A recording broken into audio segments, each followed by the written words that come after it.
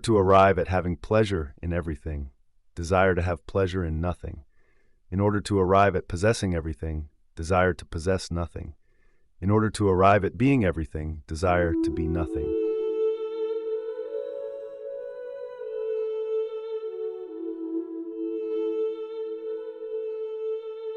At some point in the spiritual life, something strange can happen. Meditation and prayer stop working the way they used to. Sensory pleasures no longer satisfy. Even understanding begins to fail.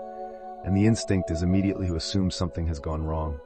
We try to fix it, to control the process, to force clarity, consolation, or meaning, searching desperately for a light at the end of the tunnel. In the 16th century, a Carmelite friar named Saint John of the Cross offered an explanation, calling this process the dark night of the soul. It is sometimes described as spiritual depression, but Saint John meant something far more precise. A phase in which God actively transforms the soul by removing the supports it once relied on, preparing it for perfection and union with the divine love. Saint John of the Cross, in Spanish Juan de Yepes y Alvarez, is a mystic and saint. He was born in 1542 in the city of Fonteveros, Spain, into extreme poverty. He became a Carmelite friar and later joined Saint Theresa of Ávila in reforming the Carmelite order, seeking a return to simplicity, contemplative prayer, and silence. These reforms were fiercely opposed. As a result, John was imprisoned by members of his own order. He spent months locked in a dark, tiny cell, suffering hunger, isolation, and humiliation. It was during this imprisonment, in literal darkness, that he composed the poetry and insights that would later become the dark night of the soul.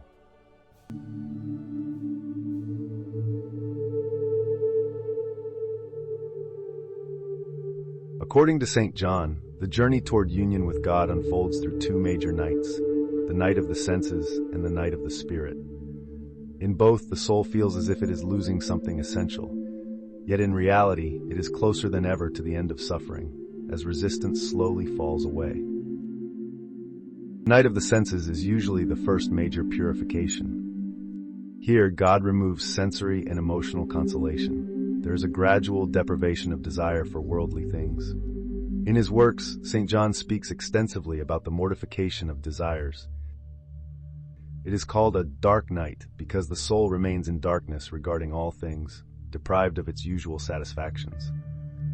According to St. John, these desires fatigue and drain the soul, leading it to exhaustion, because even when they are satisfied, they never bring full or lasting fulfillment. It is like scrolling endlessly, searching for something that never appears, even though you keep thinking the next moment might be the one that satisfies you. The night of the spirit is far deeper and far more painful. In the night of the senses, some light still remains. Reason and understanding are not yet fully obscured. But in the second spiritual night, the soul is deprived of everything, both sense and intellect. This night purifies the deepest faculties of the soul, the intellect, the memory, and the will. The soul can feel abandoned by God, unsure of its spiritual state, and stripped of identity and certainty. The strategies that once brought clarity or comfort no longer work, giving rise to confusion and powerlessness, a sense of not knowing what is happening or why. This is where the ego begins to dissolve, where we lose who we thought we were, without yet knowing who we are becoming. As St. John of the Cross explains, the soul advances only when it stops relying on its own understanding. True union with God cannot coexist with self-reliance, as he advises.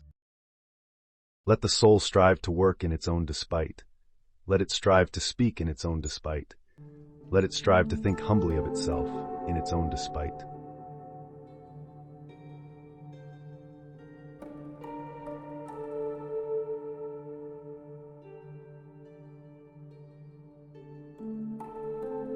In the night of the spirit, the soul leaves behind all natural imaginings and inner supports. It must journey in darkness, no longer guided by sight or understanding, but by faith alone, like one who walks without sight, moving forward not because he sees the way, but because he trusts the hand that leads him. This night is described in his works as an inner crucifixion, where the soul is brought to a kind of death, not of the body, but of everything the will clings to as self.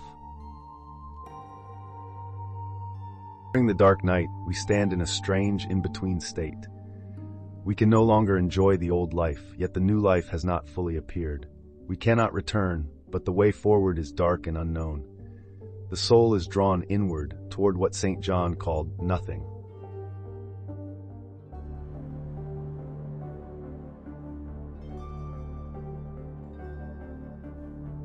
A realm where the senses can no longer perceive and the intellect can no longer grasp, moving beyond the limits of nature and reason. In the end, no attachment to ways or methods remains, no clinging to any appearance. For when it has the courage to pass beyond its natural limitations, it enters into the realm of the supernatural. When the nights have run their course, God begins to illumine the soul by supernatural means, with the ray of his divine light, which marks the beginning of perfect union. After the dark nights, the afflictions born of desire are put to rest.